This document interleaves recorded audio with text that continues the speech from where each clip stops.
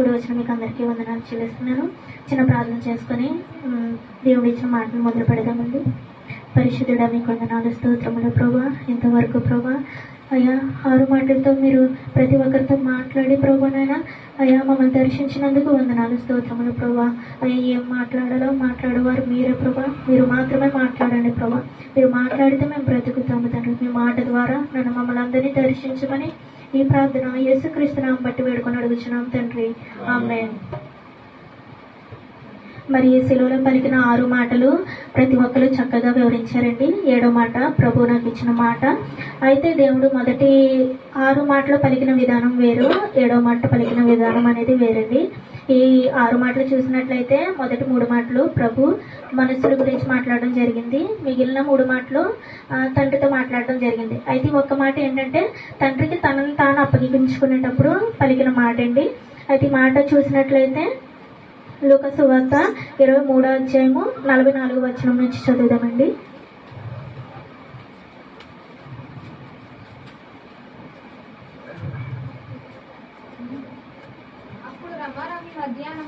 అప్పుడు రమారమి మధ్యాహ్నం ఆయను, అది మొదలుకొని 3 గంటల వరకు ఆ దేశమంతటి మీద చీకటి కమ్మెను. సూర్యుడు అదృశ్యుడాయను. గర్భాలయపు తెర నడిమికి చినిగెను. అప్పుడు యేసు గొప్ప శబ్దంతో కేక వేసి, తండ్రి నీ చేతికి నా ఆత్మను అప్పగించుకొనిచున్నానెను. చాలండి.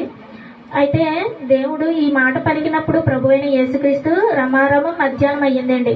అయితే ప్రభు అయిన యేసుక్రీస్తు సిలువ వేయబడ్డానికి ముందు రోజు నుంచి ఆయన చాలా యాతన అనేది పడడం జరుగుతుందండి.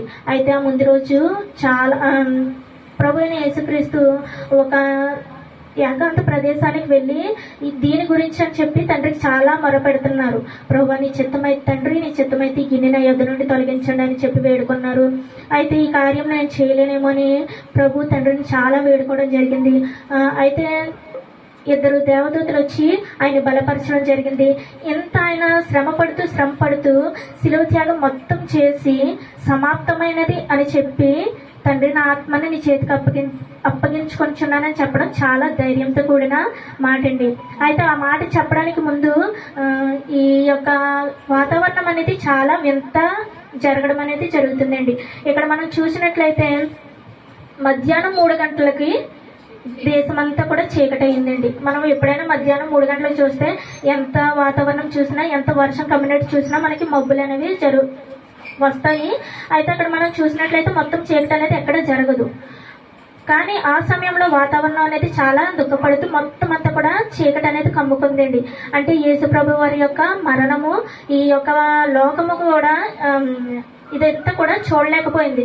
కానీ ఆయన కొరకు ఆయన ప్రాణం పెట్టడానికి వచ్చిన మనుషులు మాత్రం యేసు ప్రభు వారు మాకు వద్దు, ఆయన సిలువ వేయండి అని చెప్పి అడుగుతున్నారండి. అంతకు ముందు కూడా పిలాతు మీకు ఎవరు కావాలి, యేసు ప్రభు కావాలా లేదంటే బరబ్బా కావాలా అని చెప్పి అతను అడిగినప్పుడు ఈ జనాలందరూ మాకు యేసు ప్రభు వద్దు అని చెప్పేసి కేకలు వేస్తున్నారండి. కానీ ఆయన ఎవరి కోసం వచ్చి ఉన్నారంటే మన కోసమే ప్రాణపెట్టడానికి వచ్చి ఉన్నారు. అయితే ఆ మనుషులు ప్రభు మాకు వద్దు, యేసు ప్రభు మాకు వద్దు అని చెప్పి అంటున్నారు. కానీ లోకం మాత్రం ఆయన యొక్క మరణాన్ని చూడలేక చీకటి అయిపోయిందండి. అయితే ఆ సమయంలో సూర్యుడు కూడా అదృశ్యమయ్యాడండి. సూర్యుడు అదృశ్యం అవడం అనేది మనకి చాలా తక్కువండి.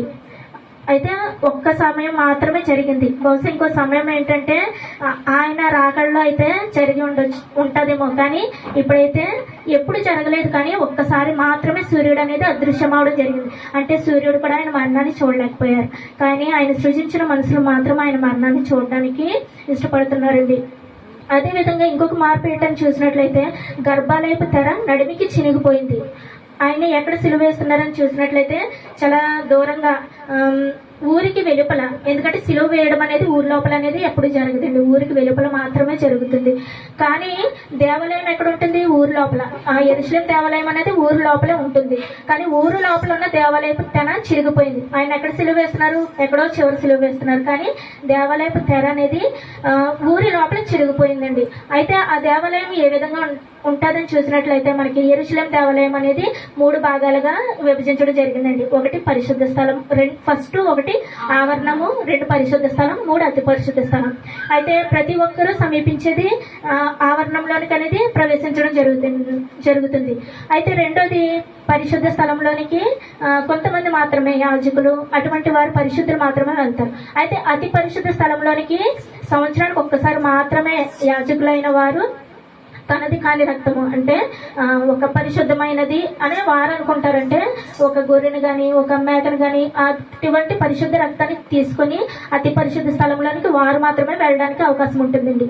అయితే వారు వెళ్ళడానికి సంవత్సరం అంతా ఎంతో సిద్ధపడి వారి యొక్క దేహ విషయంలో కానీ వారి యొక్క తలంపుల విషయంలోనే కానీ ప్రతి విషయంలో వాళ్ళు చాలా జాగ్రత్తగా చూసుకొని ఆ దేవాలయంలోనికి అతి పరిశుద్ధ స్థలం సమీపించడం అనేది జరుగుతుంది. అంతేగాని మనుషులు ఎవరికి ఆ దేవాలయం అనేది సమీపించడానికి అవకాశం ఉండదు.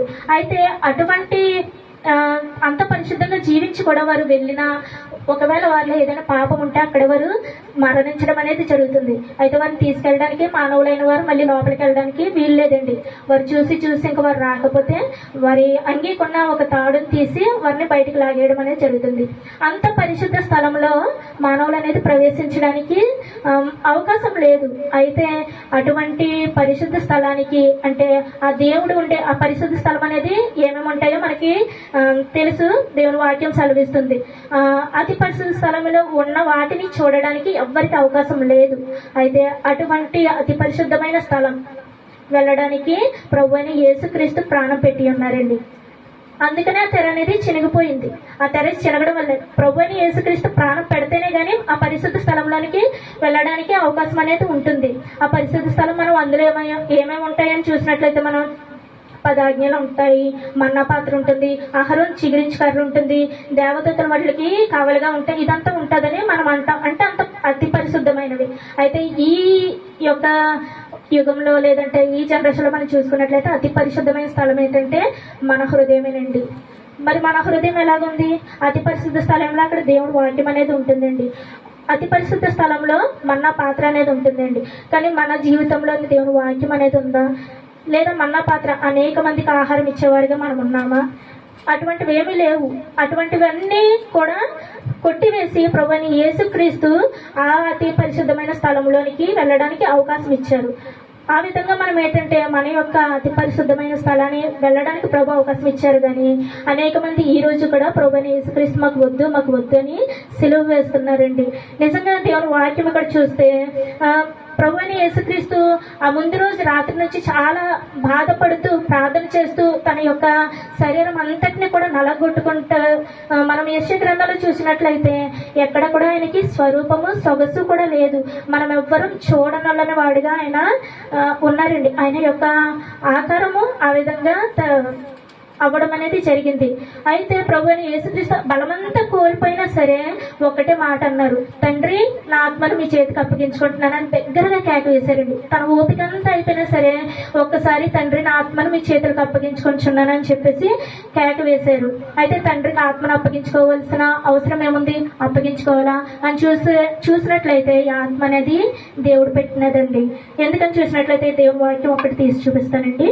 ఆదికాండం 2వ అధ్యాయం 7వ వచనం ఒకసారి చూసినట్లయితే,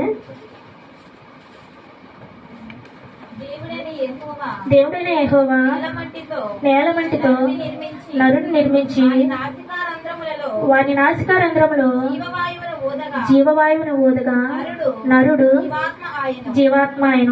ఆత్మ అనేది ఎక్కడి నుంచి వచ్చిందండి?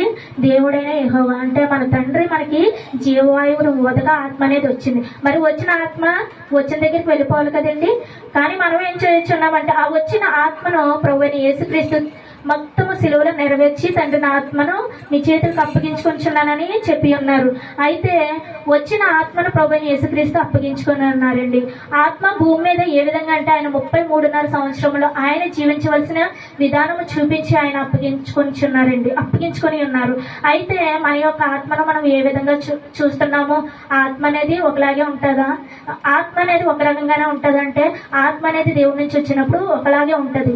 కానీ ఇక్కడికి వచ్చిన తర్వాత ఆత్మ వేరు వేరు రకాలుగా అనేది పనిచేయడం జరుగుతుంది. అది మన యొక్క స్వభావం అంటే మన యొక్క చేతుల్లోనే ఉందండి.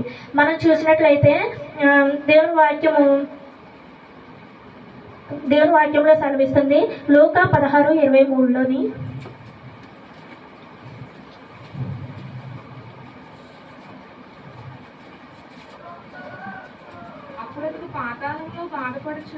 అప్పుడు అతడు పాతాళంలో బాధపడుచు కన్నులు ఒకసారి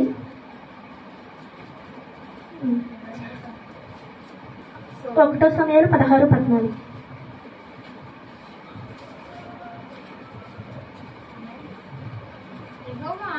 యెహోవా ఆత్మ సౌలును విడిచిపోయి యెహోవా యొద్ద నుంచి దురాత్మ ఒకటి వచ్చి అతన్ని వెరిపింపగా సౌలు సేవకులు దేవుని యొద్ద నుంచి వచ్చిన దురాత్మ ఒకటి ఇతని వెరిపించి ఉన్నది.